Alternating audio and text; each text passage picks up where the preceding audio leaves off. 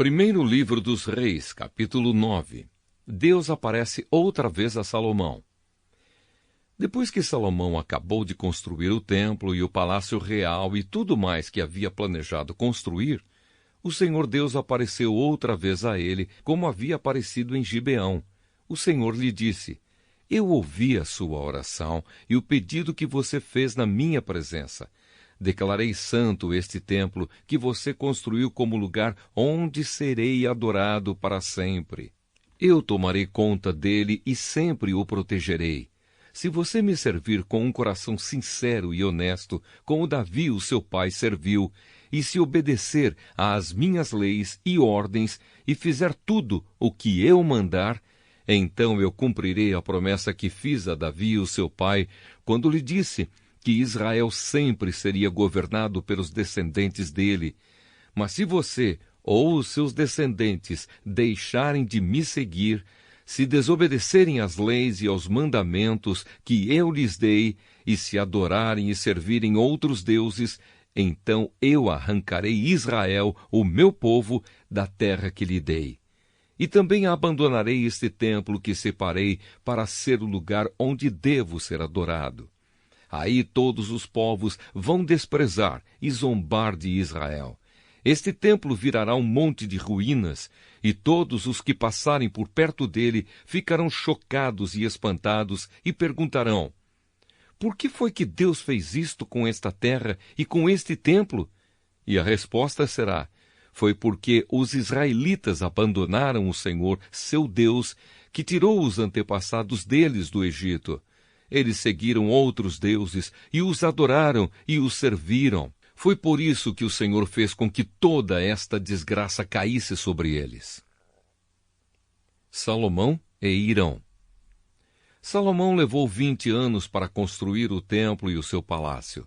O rei Hirão da cidade de Tiro havia fornecido a ele toda a madeira de cedro e de pinho e todo o ouro que ele precisou para esse trabalho. Depois que terminaram as obras, Salomão deu a Hirão 20 cidades na região da Galileia. Hirão foi vê-las e não gostou delas. Aí disse a Salomão: Então são estas as cidades que você me deu, meu irmão? Por isso aquela região é chamada até hoje de Cabul. Hirão havia mandado para Salomão mais de 4.000 quilos de ouro. Outros trabalhos e construções de Salomão. O rei Salomão usou trabalhadores forçados para construir o templo e o seu próprio palácio, para aterrar o lado leste da cidade e para construir as muralhas de Jerusalém. Também usou esses trabalhadores para reconstruir as cidades de Azor, Megido e Gézer.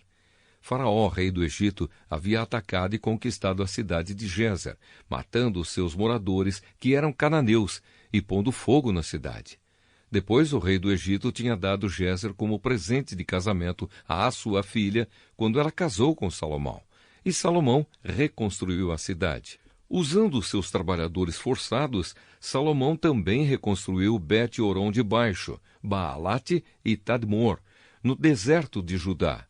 Ainda reconstruiu as cidades onde armazenava mantimentos, as cidades onde ficavam os seus cavalos e carros de guerra, e tudo mais que ele quis construir em Jerusalém, no Líbano e em outras partes do seu reino. Para esse trabalho forçado, Salomão usou os descendentes do povo de Canaã, que os israelitas não haviam matado quando conquistaram o seu país. Entre esses trabalhadores forçados estavam amorreus, heteus, perizeus, heveus e jebuseus.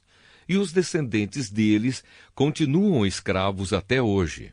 Nenhum israelita foi obrigado a trabalhar como escravo.